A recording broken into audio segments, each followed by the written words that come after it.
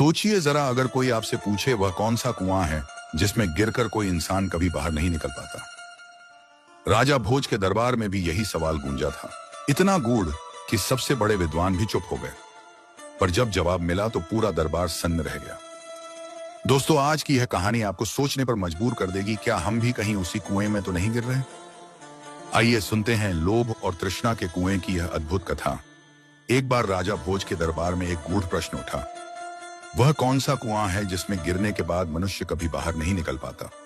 दरबार के सभी विद्वान सोच में पड़ गए, पर किसी के पास इस प्रश्न का संतोषजनक उत्तर नहीं था। अंततः राजा भोज ने राज पंडित से कहा, यदि 7 दिनों के भीतर इस प्रश्न का उत्तर न ला सके तो अब तक दिए गए सभी सम्मान और इनाम वापस ले लिए जाएंगे और तुम्हें यह नगरी भी छोड़नी होगी। 6 दिन बीत गए, पर राज पंडित को कोई उत्तर नहीं मिला। मन अत्यंत व्याकुल था। निराश होकर वह वन की ओर निकल पड़ा। वहीं उसकी भेंट एक साधारण गढ़रिये से हुई। गढ़रिये ने नम्रता से पूछा, आप तो राज पंडित हैं, राजा के प्रिय हैं, फिर आपके मुख पर इतनी उदासी क्यों? राज पंडित ने मन ही मन सोचा, यह साधारण गढ़रिया मेरा क्या मार्गदर्शन करेगा, और वह चुप रहा। गढ़रिये ने पुनः विनम्रता से कहा, पंडित जी, हम भी सत्संगी हैं, संभव है आपके प्रश्न का उत्तर मेरे पास हो, निसंकोच बताइए। अब राज पंडित ने अपनी समस्या बता दी और कहा कि यदि अगले दिन तक उत्तर न मिला तो राजा उसे नगर से निकाल देगा। गढ़रिया मुस्कुराया और बोला, मेरे पास पारस है, उससे जितना चाहो सोना बना लो।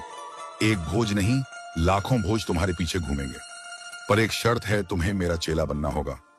राज पंडित के भीतर अहंकार जाग उठा। एक मामूली गढ़रिये का चेला बनूं, पर स्वार्थ ने अहंकार पर विजय पा ली। वह तैयार हो गया।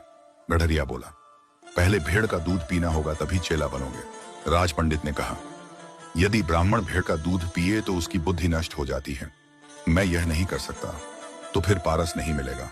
गढ़रिया बोला। कुछ सोचकर राज पंडित बोला, ठीक है, मैं दूध पी लूंगा।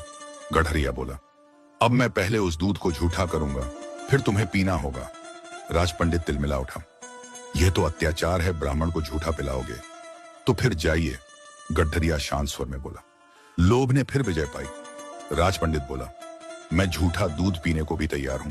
गढ़रिया बोला, अब भी नहीं, सामने जो मरे हुए मनुष्य की खोपड़ी पड़ी है उसमें दूध दूंगा, उसे झूठा करूंगा, पहले कुत्ते को चटवाऊंगा और फिर तुम्हें पिलाऊंगा, तभी पारस मिलेगा, अन्यथा अपना मार्ग लीजिए। राज पंडित गहरे विचार में पड़ गया।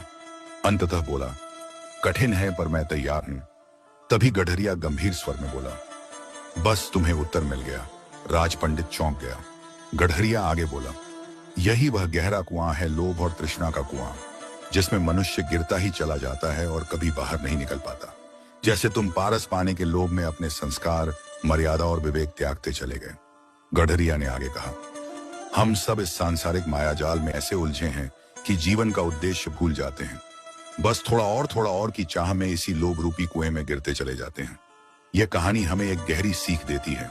लोभ और तृष्णा का कुआं सबसे खतरनाक होता है, जिसमें एक बार मनुष्य गिर जाए तो वह कभी बाहर नहीं निकल पाता। राज पंडित जैसा विद्वान भी जब लालच में पड़ गया तो उसने अपना धर्म, मर्यादा और विवेक सब त्याग दिया। वह गढ़रिये की हर अनुचित बात मानने लगा, सिर्फ पारस पत्थर पाने की चाह में। आखिर में जब गढ़रिया बोला, बस यही है तुम्हारा उत्तर, लोभ और तृष्णा का कुआं, तो पंडित को समझ आया कि असली पतन धन न मिलने से नहीं होता, बल्कि संस्कार और विवेक खो देने से होता है। मनुष्य का असली पतन तब शुरू होता है जब वह लोभ के वश होकर अपने सिद्धांतों, मर्यादा और आत्मसम्मान को बेच देता है। जो व्यक्ति लोभ के कुएं में गिरता है, वह चाहे कितना भी बुद्धिमान क्यों न हो, फिर कभी ऊपर नहीं उठ पाता।